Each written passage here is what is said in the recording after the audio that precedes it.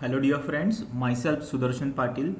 Today we are going to learn 3.1 characteristics of effective written communication. But before that, we'll just have a little glimpse on what is written communication. It is actually another significant form of communication. In the case of written communication, every message is black and white, means everything is in written. It is the best technique when the sender and the receiver are beyond oral communication, means when they are not approachable, when the sender and the receiver are not present before each other, then written communication is the only way.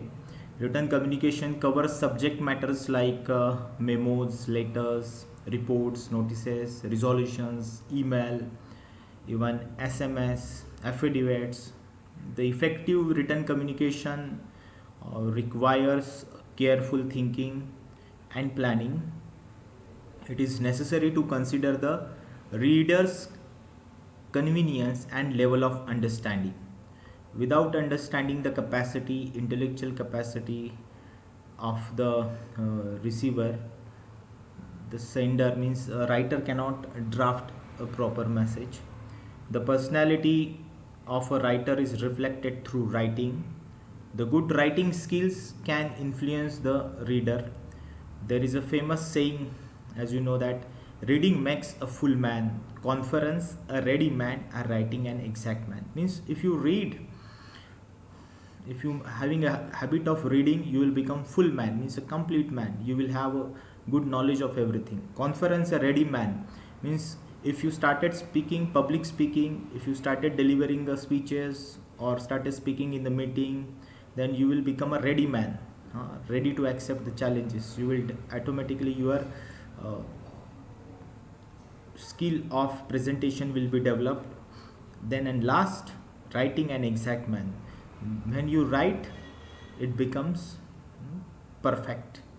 So writing makes you perfect man, exact man. Reading makes a full man, conference a ready man, and writing an exact man. And even, there is one another saying, very famous saying, you might have used sometime. The pen is mightier than sword. Whatever written by the pen, that becomes the history. So that's why it is sometimes mightier than sword. Written communication is very decisive formula for success of managers, engineers, and leaders. If you really want to develop your career in engineering profession, then develop a habit of drafting good write up. So this is all about written communication. And one another important TV commentator, Charles Osgood's comment is that if you can't express in a sentence or two what you intend to get across, then it is not focused well enough. Means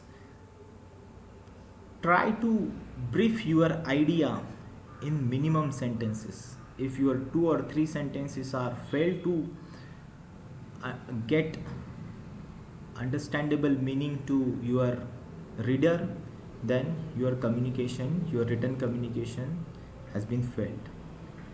So now we'll see the characteristics of effective written communication.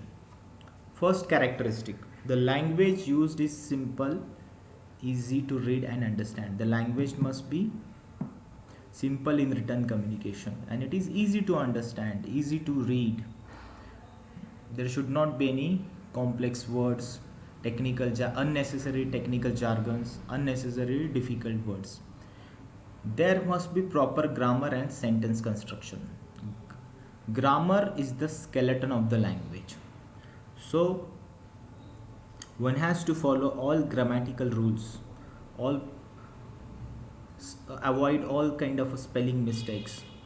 Develop your sentences following grammar rules, so there will be a no misunderstanding in the mind of reader. Then third one, the writer should know and keep in mind the audience. This is most important, that the writer should know and keep in mind the audience whenever you are drafting something.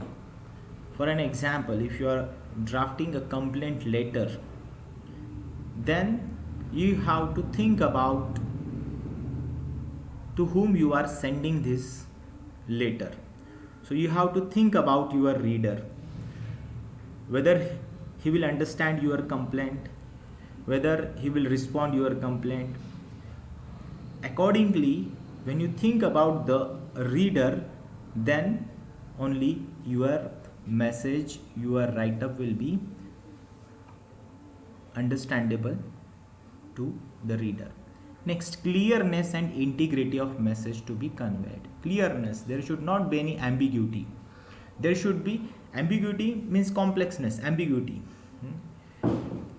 There should be clarity of message, clearness. There should not be any complex ambiguity, and integrity of message to be conveyed. And it should have integrity. Integrated message has a meaning. Disintegrated message doesn't have any meaning. Then the reliability and uniformity of the message. Always maintain reliability. Your message should be reliable and uniform. It should have some uniformity while drafting anything, whether you are drafting a letter, report, email, or anything. There should be what? Reliable, authentic message, and there should be uniformity of the message. Then recognize that less is more. Too many words can bore reader. This is also one important characteristic. Recognize that less is more, means comprise your information, comprise your write up, shrink it. Too many words can bore the reader, means if you are unnecessarily describing, unnecessarily using many words to describe the easiest idea, concept, then it will be a boring for your reader. Seventh one, realize that all good writing must have a clear purpose.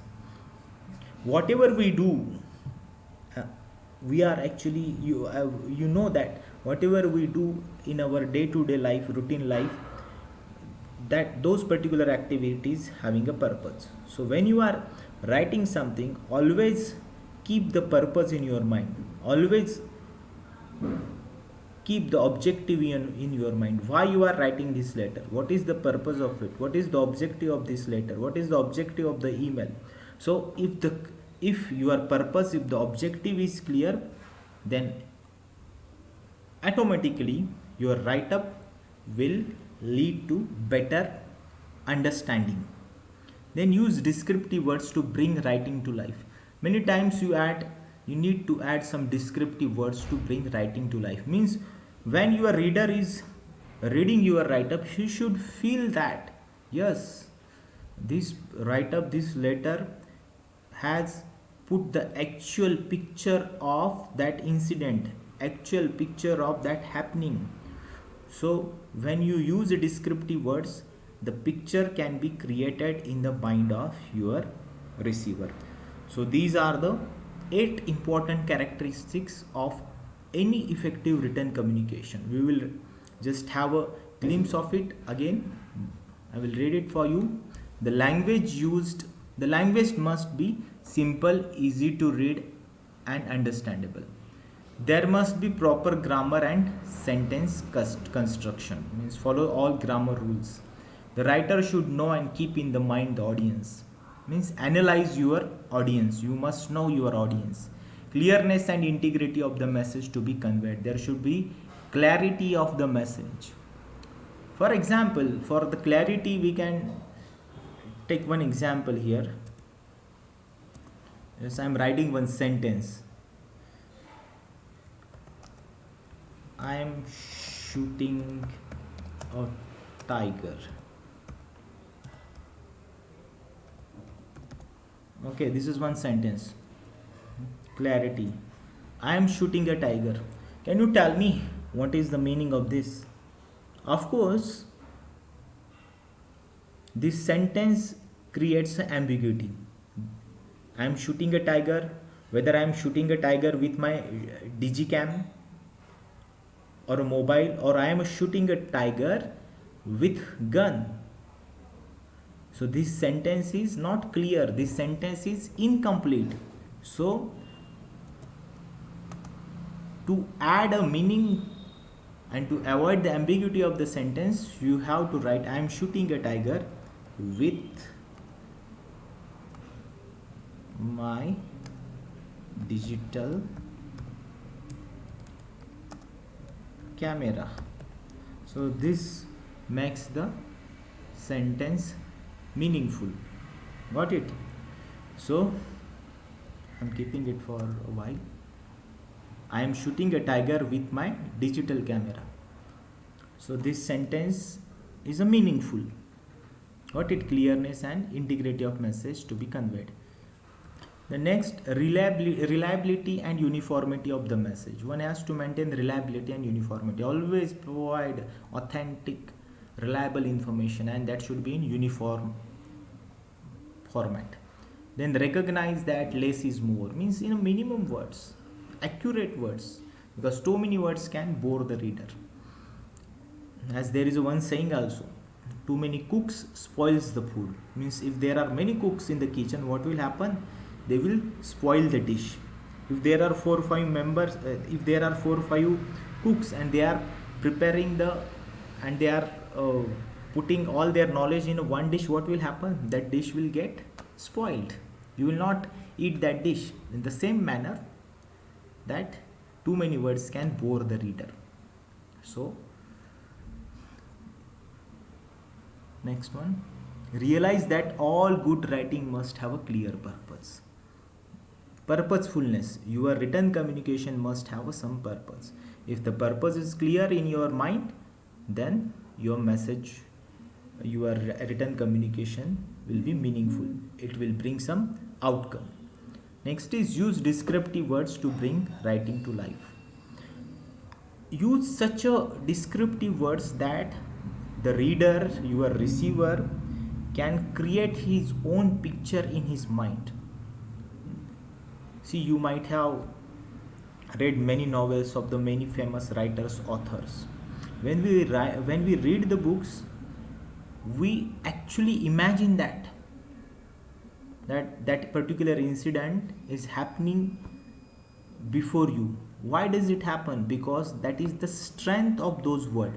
Words are the carriers of our expressions. If you use the descriptive words, it will bring the life. Why do we love the poem? Why do we love the song? Why do we love the dialogues of the movie? Because that writer has put what? Writer has put his energy. Writer has put his all the thoughts, and by selection of a proper words, he has added life to it. So that is it, that is most important characteristic. Use descriptive words to bring writing to life whenever necessary. So these are the 8 characteristics of effective written communication. Hope you have understood it.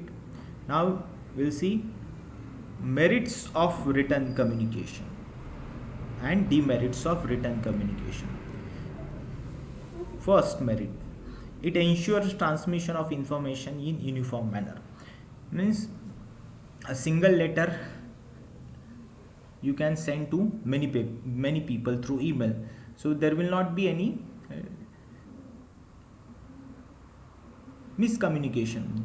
Means the same information will reach to many people.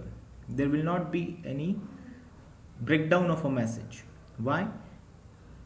Because of uniform manner of that letter. So it ensures what? Transmission of information in uniform manner. Then it provides a permanent record of communication for future reference. Means once you send an email to somebody, once you write a letter to somebody, then it becomes what? A permanent record. It cannot be scratched, because email remains as it is on internet. It becomes the permanent record. It can be produced for any legal matter also. So it provides a permanent record. It is an idealistic way of conveying long messages. If you say something in detail, then of course you need to write it. As a writer, as an author of a book, when he wants to convey his idea. Of course, he put his ideas, he put his story into the novel. Poet puts his messages through poem. Dramatist write his thoughts, his story through drama. So it is an idealistic way to conveying long messages. Even some technical books, then some reports, technical writing, it is conveyed through written communication. And it tends to be comprehensive, obvious, and accurate. Written communication is considered as comprehensive, because in oral communication we cannot cover each and everything, but while writing we have no limitations. Our write up can be more comprehensive, it can be more obvious and accurate, because while writing we have a thought, and while we have a clear thought, we try to write in an accurate manner. Then it can be quoted as legal evidence in the case of any disputes. See, in government offices or even in corporate offices, some important information is kept into the written format. So it can be quoted as a legal evidence. Written communication can be used as what? A legal evidence in the court matters. It is well suited to express messages to a large number of persons at the same time. Means a book, once you publish the book, your book will reach to many people. Once you write an email and you have email addresses of many people, you can communicate with large number. Even see what we do, we share our communication skills notes in a PDF format on a WhatsApp group, or even we share it on a Google Classroom. So a large number of students get the notes at the same time. So it is well suited to express messages to large number. Many people, many students can get the benefit of the notes. Got it? So these are the merits. Then we'll see what are the demerits of written communication. Demerits means disadvantages. Merits means advantages. Demerits, disadvantages. It is costly and time consuming. It is costly.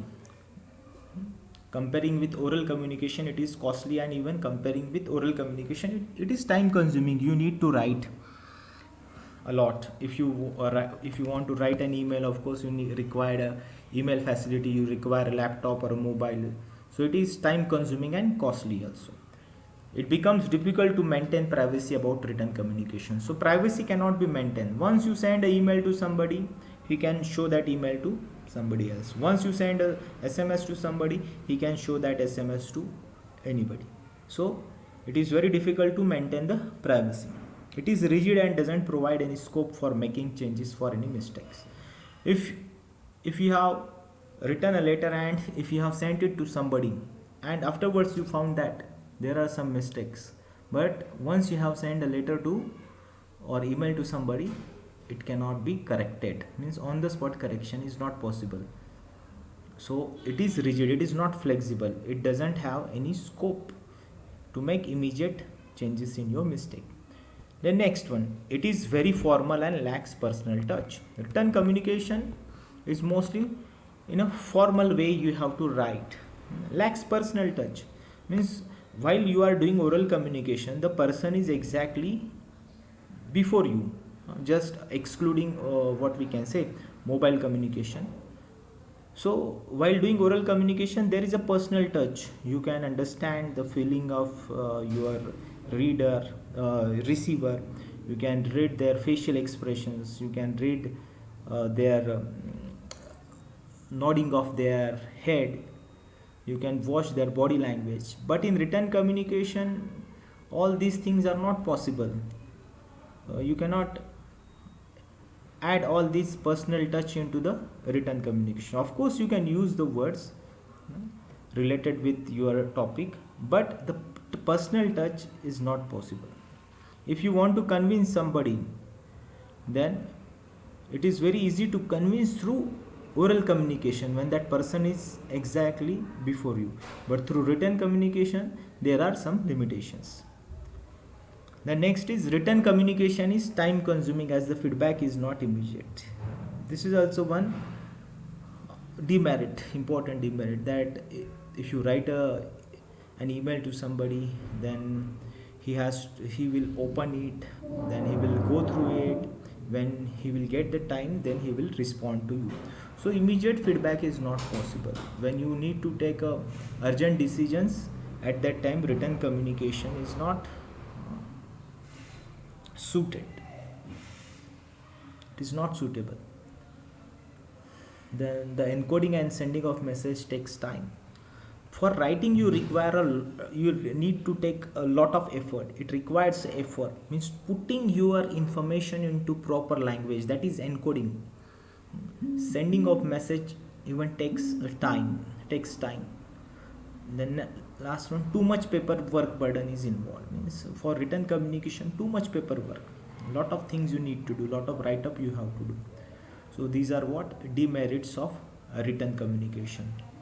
Hope you have understood demerits of written communication. Then we have even learned merits of written communication, and of course we have started with characteristics of effective written communication. So these 3 points we learned today. If you have any doubt about these characteristics of effective written communication, or merits of written communication, demerits of written communication, feel free to ask your doubt through WhatsApp, or even you can do the call. Thank you very much for attending this video. Thank you.